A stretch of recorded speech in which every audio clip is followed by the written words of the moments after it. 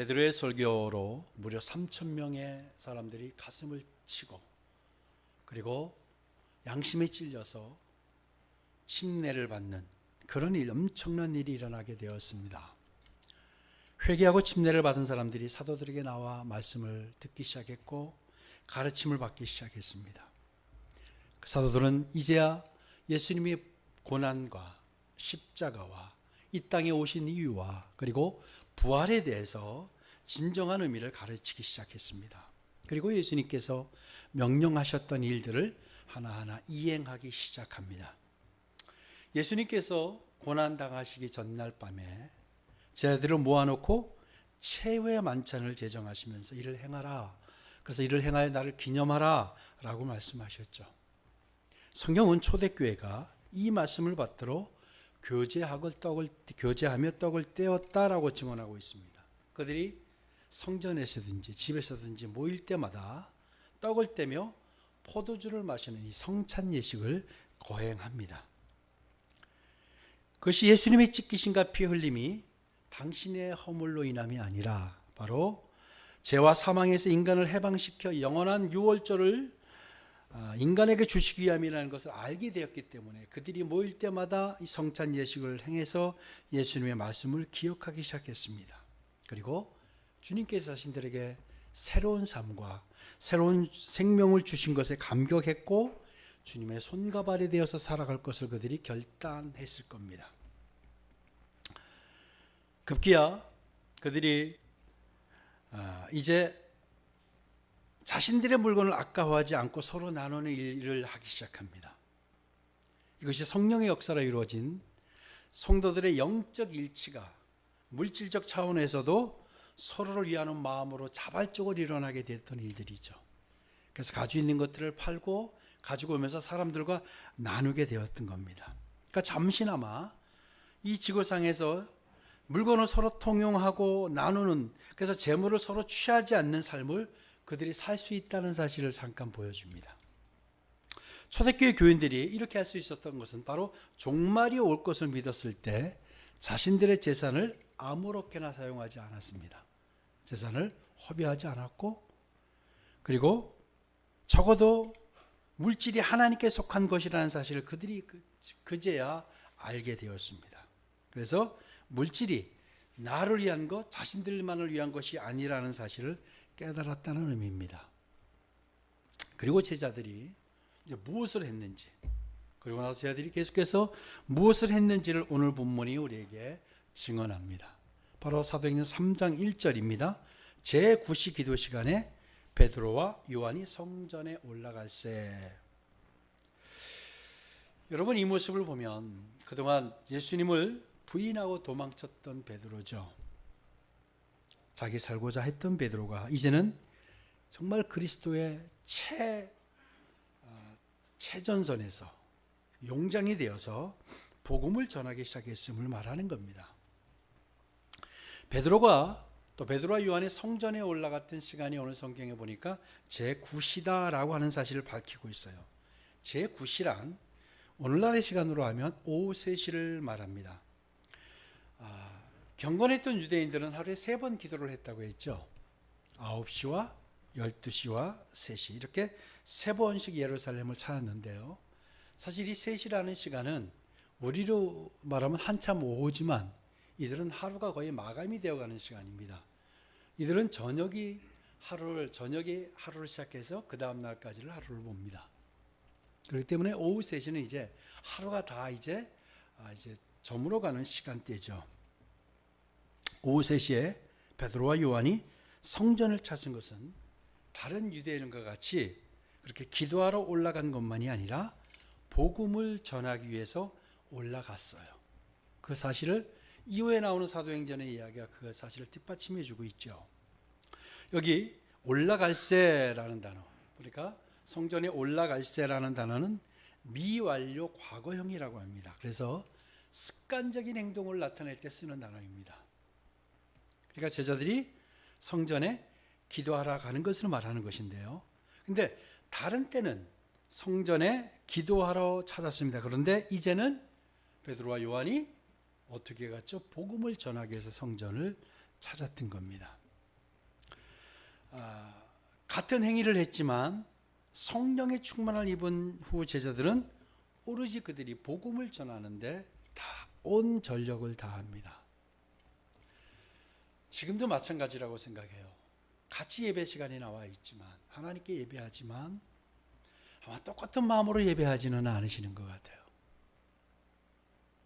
근데 제자들이 전에는 습관적으로 기도하러 올라갔을 거예요. 그런데 같은 장소를 이제는 그들의 생을 다 던져서 그것이 정말로 그들의 생애 가운데 가장 중요하다고 생각했기 때문에 복음을 전하기 시작을 했어요. 그러니까 지금 예배도 여러분 매주일 주일이 찾아와서 드리는 예배라기보다는 여러분 항상 이런 마음으로 예배했으면 좋겠어요. 내 인생의 오늘이 마지막 예배다. 여러분 그러면 어떻게 준비할까요?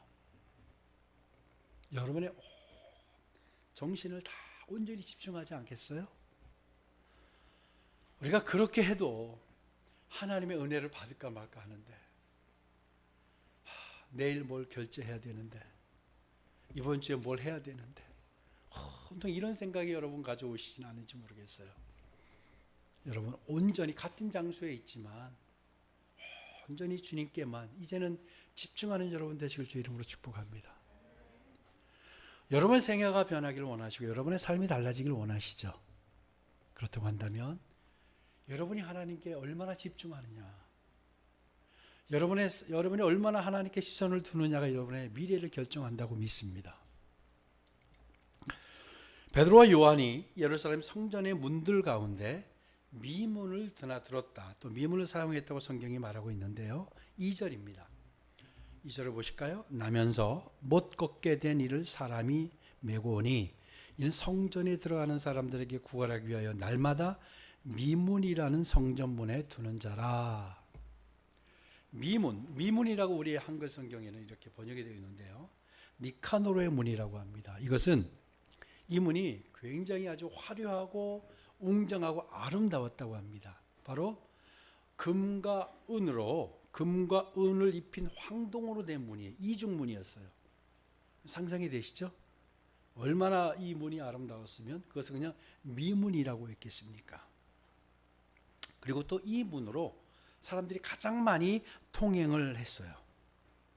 자, 그런데 여러분 이 성전은요, 성전이 유대인들에게 있어서 어떤 존재냐면 성전은 삶의 시발점인 동시에 삶의 목적지의 장소가 바로 성전이었어요. 여러분 이렇게 되기를 축복합니다. 여러분 성전이 여러분이 예배가 여러분의 삶의 시발점인 동시에 목적지가 되시길 주 이름으로 축복합니다. 다시 말해 유대인들에게는 성전은 생명과도 같은 거예요. 그래서 유대인들은 성전이 무너지면 자기들의 삶이 무너졌다고 생각하는 거예요. 여러분이 혹시 그러세요? 여러분의 삶이 우리가 예배가 무너지면 내 삶이 무너졌다 이렇게 생각하는 분 한번 손 들어보세요. 그래야 다 들어야 되지 않아요? 여러분 예배가 내 삶에 있어 예배가 무너지면 여러분의 삶이 무너지는 거라고 생각하셔야 돼요. 사실입니다. 아멘. 다시 얘기하면 뭘까요? 예배가 제대로 세워지면 내 삶은 세워지는 거예요. 바로 이들의 성전의 의미는 그런 거예요. 삶의 시발점인 동시에 바로 삶의 목적지가 성전이었어요. 그래서 수많은 유대인들이 매일 드나드는 거예요. 나중에 습관적으로 드나드는 사람이 있는가 하면 어쨌든 그렇게 늘 드나들었어요. 베드로와 요한도 생명을 전하고자 복음을 들고 성전을 찾았어요. 그런데 이도저도 아닌 한 사람이 있었어요. 성전 앞에 있는 성전을 찾은 한 사람, 이도저도 아니었던, 복음을 전하는 것도 아니고 기도하는 것도 아니었던, 하나님께 예배하고자 말씀을 듣고자 하고 교제하고자 하지 않았던, 오로지 그날의 생명을 부지하기 위해 있어야 했던 한 사람이 있습니다. 그 바로 날 때부터 장애를 가지고 있던 사람이었어요. 아마 선천성 소아마비 환자였을 겁니다. 그래서 우리 과거에는 안진뱅이다 이렇게 얘기를 했었죠. 어쨌든 장애를 가진 사람이었어요. 근데 사도행전 4장 22절에 보니까요, 이 사람의 나이를 이야기하고 있는데 한번 보실까요? 42절에 이 표적으로 병 나온 사람은 40여 세나 되었더라. 그러니까 여러분 굳이 이 사람의 병력을 그리고 이 사람의 인생을 이야기한 40여 세에 관한 것은 사실 의미가 있어요. 여러분 적어도 그가 수십 년 동안 구걸하며 살았음을 의미합니다. 그리고 사람들의 냉대와 모욕과 고통 속에 보냈던 시간이었다라는 것을 암시하는 겁니다. 장애를 가지고 있던 그가 매일 그곳에 나와 있어야 했던 이유가 뭘까요? 대부분의 사람들은 예배를 위해서 찾는다고 했어요. 근데 그가 성전에 들어간 사람들에게 구걸하기 위하였다라고 정확히 기록하고 있어요. 그는 성전을 들어갈 수가 없었어요. 그런데 그의 마음은 아마 성전을 향하지 않았을까요? 그런데 들어갈 수가 없었어요. 그리고 오로지 구걸하기 위한 수단으로 미문에 앉아 있었습니다. 정확히는 모르겠어요. 이 장애인을 사람들이 늘 아침이면 메고 와서 이렇게 놓는 것 같아요. 근데 정말로 그게 가족이었는지 이 사람을 통해서 어떤 이득을 취하려고 했던 사람들이었는지는 정확히는 알 수는 없지만 늘 사람들이 그 사람을 그곳에 갖다 놓았어요. 그리고 늘 구걸을 합니다. 삶의 시작과 목표가 될 곳에 이 장애인은 다른 목표로 살 수밖에 없는 고통의 시간들을 가졌죠. 그런데 이 장애인이 그 고통의 자리가 인생의 대반전이 일어나는 일이 오늘 일어납니다. 우리 8절을 한번 볼까요? 8절을 우리 같이 한번 읽도록 하겠습니다. 시작. 뛰어서서 걸으며 그들과 함께 성전으로 들어가면서 걷기도 하고 뛰기도 하며 하나님을 찬송하니. 여러분 이 사람이 평소에 얼마나 성전을 들어가고 싶었는지 아시겠죠?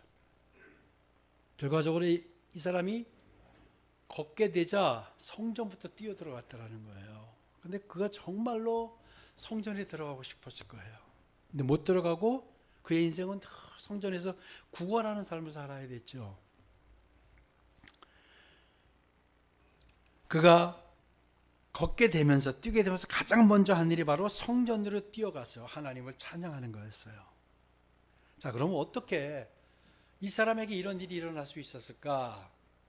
오늘 좀 나눠보고자 하는 이야기입니다. 이 장애인에게 어떤 이 일이 어떻게 일어날 수 있었을까? 3절을 다시 돌아가 볼까요? 자, 그가 베드로와 요한이 성전에 들어가려 함을 보고 구걸하거늘 이렇게 돼 있죠. 베드로와 요한이 이 사람을 성전에 들어가면서 처음 본 것이 아닐 겁니다. 그렇죠? 늘 봤을 거예요. 늘 보던 사람이에요. 근데 늘 보았지만 신경을 쓰지 않았던 사람이기도 해요. 그런데 이날 베드로는 이 사람에게 주목을 합니다. 근데 사실 정확히 보면 베드로가 먼저 주목한 것은 아니에요. 이 사람을. 이 장애인이 먼저 보았다고 성경은 말하고 있습니다. 자, 그렇다고 해서 특별하게 베드로와 요한을 이 장애인이 오늘 특별하게 본 게 아니고 그냥 기계적으로 고개를 들어서 구걸을 했을 거예요. 그리고 베드로와 눈이 마주쳤고 베드로가 그에게 반응을 보였습니다. 우리 한번 4절을 볼까요? 같이 읽습니다. 시작. 베드로가 요한과 더불어 주목하여 이르되 우리를 보라. 아멘. 자, 베드로가 다른 사람들과 동일하게 무심코 지나갈 수 있었는데요. 또 그 시간이 오후 3시라고 하면 피곤한 시간이었을 거예요. 그런데 다 피곤한 시간인데 모든 사람들이 그에게 눈길조차 주지 않는 그 시간에 베드로가 그를 주목했다고 성경이 밝히고 있어요. 근데 여기서 주목하여라는 단어 아테니조는요. 열중하여보다, 응시하여보다, 관찰하여보다라는 의미를 가지고 있어요. 그러니까 구걸하는 그를 그냥 본 게 아니고요. 베드로가 멈춰서서 그를 아주 열중하여 본 거예요. 집중해서 그를 응시했어요. 자, 서로의 눈을 쳐다보았어요. 그런데 사실 서로의 눈을 쳐다보는데 서로 다른 걸 쳐다봤어요. 이 장애인은 뭔가를 얻기 위해서, 구걸하기 위해서 베드로를 봤을 것이고, 그런데 베드로는 그의 불쌍한 영혼이 보였어요. 그가 성령의 충만함을 잊기 전에는 그러지 않았어요. 그냥 드나들었을 거예요. 그런데 오늘 이 장애인을 보는데 그의 영혼이 불쌍합니다. 오랜 시간으로 고통스럽게 살아올 아픔이 보였어요. 그의 지나온 시간들이 보였어요. 그리고 또 하나가 보였어요. 주님께서 기적을 이루실 것이 보여진 거예요.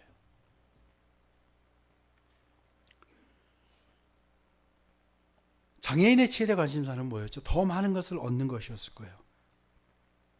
한 끼 먹을 거리 정도를, 그 이상을 원했을 거예요. 근데 결과적으로 그는 한 번도 가져보지도 못하고 한 번도 꿈꿔보지 못했던 기적을 선물로 얻게 됩니다, 오늘. 근데 여러분 한번 생각해 보세요. 이 장애인이, 그가 아마 어릴 적에는 혹시나 하는 생각에 자기가 걷지 않을까 하는 소망도 가져봤을 거예요. 그렇죠?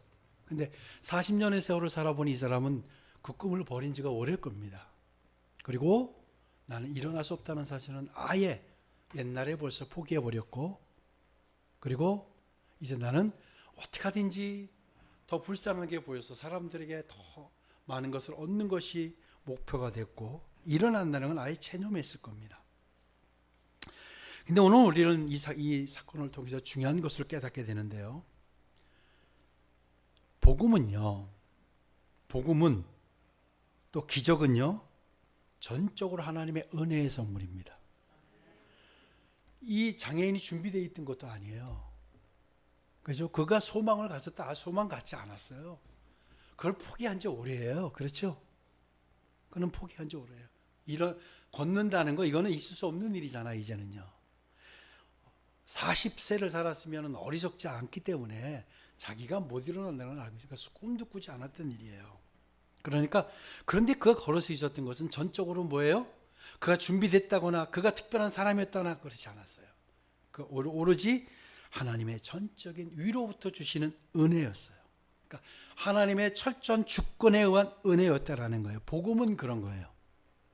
여러분이 준비되어 있어서 예수님을 만나셨나요? 아니죠.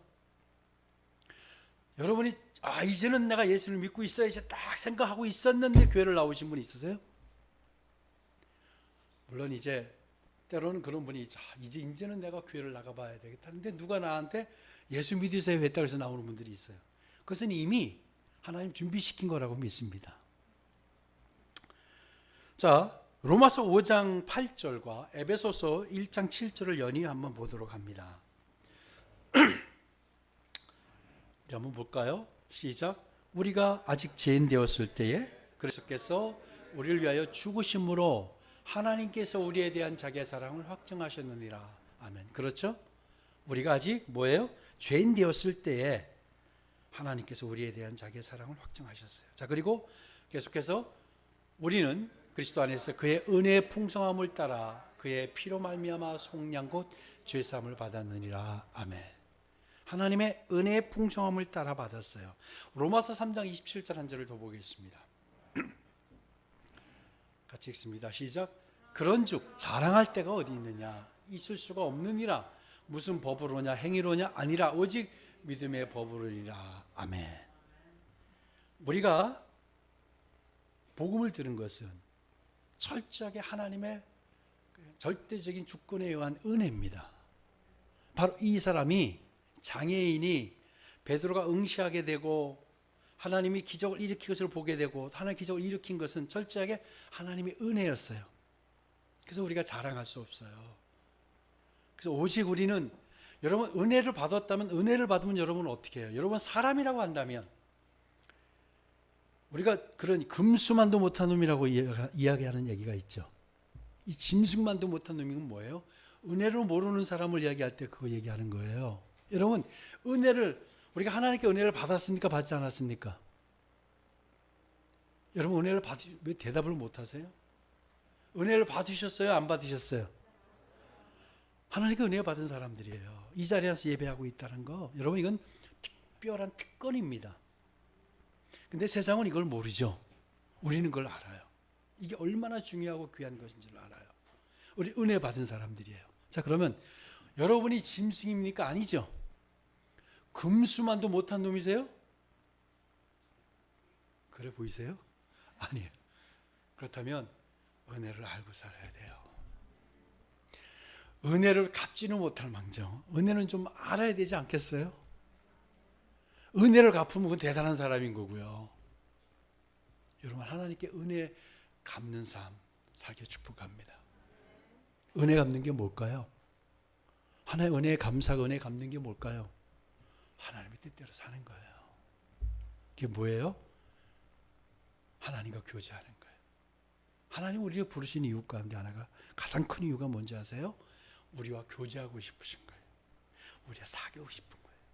여러분, 좋은 사람을 만나면 어때요? 사귀고 싶죠. 그게 동성이건 이성이건 그렇죠? 하나님 우리가 사귀고 싶은 거예요. 우리 하나님이 볼 때 우리가 좋은 사람으로 보이시는 거예요. 괜찮은 사람으로 보이시나 봐요. 그래서 우리와 교제하고 싶으신 거예요. 그리고 하나님 우리를 부르신 목적 가운데 가장 큰 것 중에 하나가 또 뭐가 있냐면, 우리를 통해서 하나님이 살아계신 것을 나타내 보이고 싶어 하세요. 우리가 은혜 갚는 거요? 이거예요. 나를 통해서 하나님이 살아계신 것을 보여주는 것, 세상에. 이게 하나님 우리를 선택하신 목적입니다. 이게 은혜 갚는 거예요. 은혜 갚기를 부탁합니다. 은혜 좀 갚아보면서 살아봅시다. 옆에 분에게 은혜 좀 갚읍시다. 은혜를 갚아봅시다. 자, 그러니까 하나님의 철저한 은혜였어요. 그렇죠? 위로부터 주시는 하나님의 주권적인 은혜였어요. 또 한 가지는, 이 장애인을 사람들은 성전에 다른 목적으로 두고 갔을지 몰라요. 실제로 다른 목적으로 두고 갔죠. 그런데 이 사람이 기적 앞에 있었다라는 사실이에요. 아멘. 여러분, 사람은 어디 있느냐가 미래를 결정합니다. 그렇죠? 살아보니까 어떠세요, 안수 집사님들? 내가 어디 있느냐가 나의 미래를 결정하는 거예요. 비록 그가 국어를 위해서 있었지만 하나님의 은혜가 있는 곳에 있었어요. 여러분, 삶이 힘들고 경제가 힘들고 오미크론으로 힘들어할 때 여러분 어디 계셨습니까? 그럴 때 진리 앞에, 생명 앞에, 하나님 앞에 계셨습니까? 아니면 그렇지 않고 더 멀리 계셨습니까? 우리가 힘들고 어려워도 우리가 있을 곳이 어디예요? 생명 안에 있어야 됩니다. 아멘. 그게 하나님 안에 있는 거예요. 하나님은 우리가 어디 있기를 원하세요? 주일날이면 어디 있기를 원하세요? 주의 날 하나님 앞에 나와서 예배하기를 원하세요. 그리고 하나님의 말씀 안에 있기를 원하세요. 그러니까 어디에 있느냐가 중요해요. 여러분, 하나님의 생명 안에 머물러 계시길 주 이름으로 축복합니다. 예.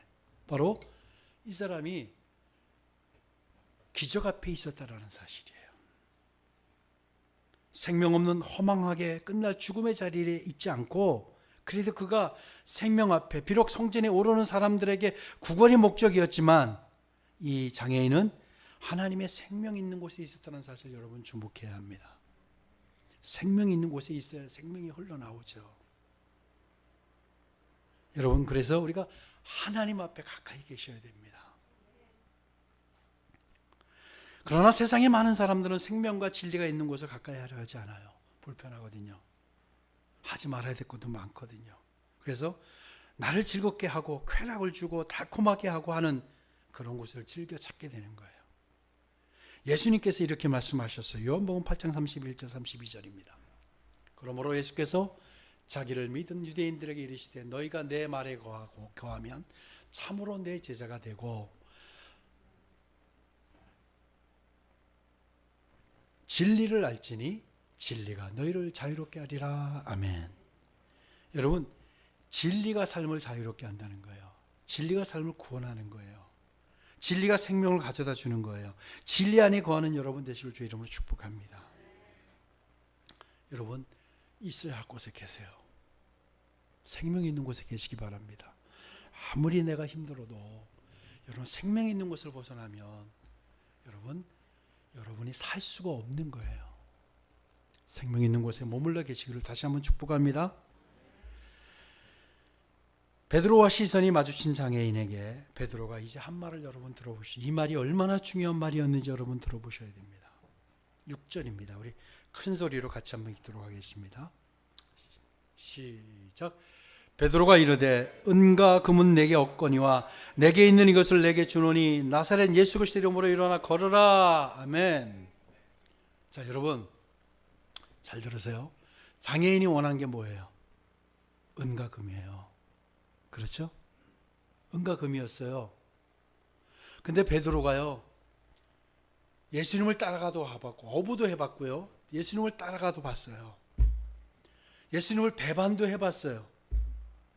근데 예수님, 부활하신 예수님을 만나고 성령의 충만함을 입고 살아보니까 은과 금은 아니었다라는 거예요. 은과 금이 아니더라는 거예요. 그런데 아직도 여러분, 내 삶의 목표, 내 삶의 모든 해결책은 은과 금이라고 여기는 분들이 얼마나 많은지 몰라요. 근데 세상이 그렇게 알도록 하고 그렇게 이해하도록 만듭니다. 은과 금이 전부라고 말합니다. 그리고 실제로 세상에서 은과 금으로 많은 일을 할 수가 있어요. 그래서 우리가 은과 금을 쫓는 거예요. 그런데 베드로가 뭐라고 그랬냐면 은과 금은 아니라는 거예요. 은과 금은 내게 없다. 베드로가 은과 금이 없었을까요? 어느 정도는 있지 않았겠어요? 근데 은과 금은 아니었더라는 거예요. 근데 이 진리를 여러분 붙들지 않으면, 이 진리를 붙들지 못하면 평생 그렇게 사실 거예요. 내게 있는 것은 은과 금은 내게 없지만 내게 있는 이것을 내게 주노니 나사렛 예수 그리스도의 이름으로, 나사렛 예수 그리스도를 너에게 준다는 거예요. 네가 지금 은과 금을 바라고 있고 은과 금이 전부고 은과 금으로 해결할 것 같고 평생 그렇게 살 것 같고 그것만이 너에게 소망이지만 그게 아니더라는 얘기를 한 거예요, 베드로가. 여기서 은과 금은 내가 지금 가진 게 은과 금이 없어, 이 얘기가 아니고 은과 금은 내게 없다, 은과 금은 아니더라, 이 말이에요. 여러분, 이런 고백이 있기를 축복합니다. 은과 금은 내게 없지만 내가 이것을 주고 있는데, 이게 있는 이걸 주는데, 이것이 바로 나사렛 예수 그리스도의 이름으로 일어나 걸어라. 이 말은 이 장애인에게 청천벽력과도 같은 말씀이었어요. 왜? 아니, 나를 몰라요? 내가 40년 동안 내가 일어나고 싶지 않았을까요? 불가능한 일이라고 생각했던 사람이에요. 그리고 상식적으로 이해할 수 없는 말이었죠. 여러분, 40년을 앉아있던 사람에게, 40년을 앉아만 있던 사람에게 일어나 걸으라니, 이게 뭔 말입니까? 여러분, 이 말이 뭐냐면 은과 금을 쫓게 되면 그렇다는 거예요. 은과 금을 계속 쫓게 되면 결국은 40년 앉아있는 자리에 있게 된다는 거예요. 여러분, 이거 여러분 잘 들으셔야 됩니다. 은과 금은 그냥 40년에 앉아있던 자리에 앉게 해요. 은과 금은 나아지는 것 같이 늘 우리에게 미혹하고 달콤하게 다가오는데요, 은과 금은 계속 그 자리에 머무르게 한다는 거예요. 한 발짝도 못 나가게 하는 게 은과 금이라는 거예요. 여러분, 여기 부인할지 모르겠지만 정말 신앙이 있는 분들은, 이 진리를 본 분들이 이 말씀이 얼마나 중요한 말씀인지 아실 겁니다. 장애인은 그날 상상도 하지 못할 그 안에 마음이 이상한 것이 찾아옵니다. 그리고 이상해요. 베드로의 눈을 뚫어지게 바라보면서, 베드로가 내게 은과 금은 없지만 내게 있는 것을 내게 주는데, 나사렛 예수 그리스도의 이름으로 일어나 걸으라고 손을 내미는데 그 손을 어떻게 잡습니까? 그런데 이날 이 장애인이 그 손을 잡기 시작합니다. 그리고 자기 의지가 아니었을 거예요. 그렇죠? 상식적으로 이 손을 어떻게 잡겠어요? 여러분 한번 생각해 보세요. 손을 잡았어요. 베드로가 일으키는데 여러분, 이 굽은 몸에 이렇게 얼마나 보기 볼상사납겠습니까? 그렇게 해서 일어나지 못하면 이 몸이 얼마나 수치스러움이 있겠어요. 그런데 그가 손을 내민 거예요. 그에게 예수님이 찾아오신 거예요. 그를 바라봤던, 베드로를 통해서 응시했던 시선이 베드로의 시선이 아니라 예수님이 시선이었던 거예요. 그가 내민 손이 베드로의 손이 아니라 예수님이 내민 손인 것을 그가 감지를 합니다. 그래서 그가 손을 잡기 시작합니다. 여러분, 정말 무아지경이었어요. 그렇죠? 자기가 어떻게 손을 내죠? 상식으로 생각해 보세요. 손을 내밀 수 있을까요? 근데 손을 내밀었어요. 그랬더니 어떻게 됩니까? 정말 기적이 일어났죠. 그의 몸이 펴지기 시작합니다. 얼마나 놀랬겠어요. 그 볼상사나웠던 몸이 이제 정상적인 사람의 몸으로 펴지고 그가 일어나서 뛰기도 하고 걷기도 하고 난리가 난 거예요. 그래서 그가 가장 먼저 한 게 뭐예요? 성전으로 뛰어들어. 얼마나 가고 싶었으면 성전으로 뛰어들어갔겠어요. 그리고 하나님을 찬미합니다. 성전 미문의 앞에서 정말 새 생명의 역사가 시작되었는데 그 자리가, 그가 앉았던 자리가, 구걸하던 자리가, 고통과 아픔의 자리가, 상처의 자리가 이제 기적의 자리가 되었던 거예요. 뭐예요? 은과 금으로 붙들지 않고 예수 그리스도의 이름으로 일어나라고 하는 그 손을 잡았을 때 일어나게 되었다라는 겁니다. 여러분, 예수님은 우리에게 늘 이렇게 우리를 응시하시면서 손을 내미십니다. 은과 금이 아니라 나사렛 예수 그리스도의 이름의 능력으로 일어나 걸어. 그런데 우리는 자꾸 은과 금을 자꾸 채우려고 하죠. 그거 아니라고 자꾸 이야기하는데, 베드로가 살아보니까 아니라는데, 그러나 이날 이 장애인은 그 손을 잡고 기적을 경험했던 겁니다. 베드로를 통해 초청하시던 예수 그리스도의 부름에 이가 손을 내밀지 않았다면 여러분, 그는 40년의 고통에서 그는 해방될 수 없었을 겁니다. 여러분, 예수님의 손을 잡지 않으면, 나사렛 예수의 이름만으로만 살지 않으면 이건 경험이 안 되는 거예요. 그래서 여러분, 다시 한번 도전해 보시기 바랍니다. 우리가 전에 하나님을 온전히 응시하지 못했다고 하나님이 삐지지는 않으실 거예요. 그죠? 동일한 눈길로 나만을 바라보고 내 손만 잡고 가자, 계속 우리 초청하고 계세요. 그때 여러분, 환경을 바라보지 말고 혹시 안 될까? 이거 창피한 거 아니야? 우스꽝스러워지는 거 아니야? 이것을 여러분 뛰어넘으셔야 됩니다. 그리고 이 고통을 뛰어넘으셔, 나의 생각을 뛰어넘고 고통을 뛰어넘을 때 걷고 뛰게 되는 역사가 일어납니다.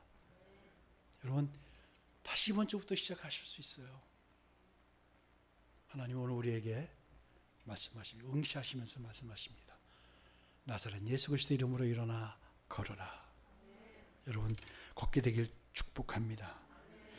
여러분, 하나님과 시선을 마주하는 것 다시 시작해야 합니다. 제가 늘 말씀드리지만 우리가 하나님을 존중하는 만큼 하나님 우리를 존중하셔요.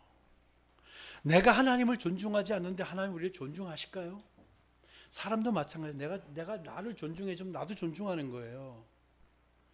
여러분, 하나님과 시선을 맞추려고 할 때 어떻게 하면 하나님의 시선을 맞출 수 있을까요? 우리 옛말에 목마른 자가 우물을 판다고 하죠. 내가 잘 모르겠어요. 하나님과 시선을 맞추고 하나님 말씀으로 사는 게 잘 모르겠어요. 그렇지만 온통 그 생각만 갖고 한번 살아보세요. 내가 하나님을 위해서 어떻게 살지? 어떻게 시선을 맞추지? 여러분, 어떤 일에 그 한 일만 집중하게 되면 어떻습니까? 방법이 나오더라고요. 그렇지 않았어요? 여러분, 예수 집중하는 거예요. 하나님과 시선을 맞추려고 집중하는 거예요. 어떻게 해야 되지? 찬양을 해야 되나? 말씀을 읽어야 되나? 계속 그 생각만 하는 거예요. 계속 해보는 거예요. 실제적으로. 여러분, 하나님과 어느 날 시선이 딱 마주쳐가지고 불꽃이 튈 겁니다. 그렇게 되실 축복합니다.